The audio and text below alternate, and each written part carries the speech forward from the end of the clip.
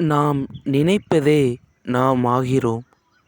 மனமே வாழ்க்கையை உருவாக்குகிறது. நாம் எதை நினைக்கிறோமோ அதுவே ஆகிறோம் என்கிறார். மனமே வாழ்க்கையை உருவாக்குகிறது என்கிறார். கோபத்தை கோபத்தால் வெல்ல முடியாது.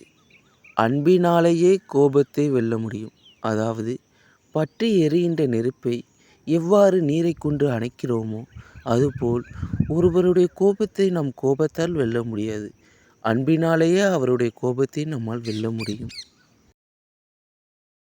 நேற்றில் வாழாதே, நாளையை கனவு காணாதே, இன்றைய நிமிடத்தில் முழுமையாக வாழு. அதாவது நேற்று கடந்ததை நினைத்து கவலை கொள்வதால் இன்றைய நாள் மாறாது.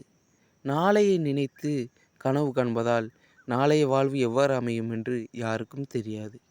இன்றைய நிமிடத்தில் தாங்கள் முழுமையாக வாழுங்கள். இந்த நிமிடத்தை பயனுள்ளதாக பயன்படுத்துங்கள். அது படிப்போ அல்லது வேலையோ அல்லது ஒரு வீடு கட்டும் கனவாக இருக்கலாம். எதுவாக இருந்தாலும் சரி, அதை இன்றே தொடங்குங்கள்.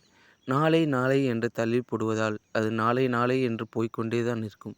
ஆதலால் செய்ய வேண்டிய விஷயத்தை இன்றே செய்யுங்கள்.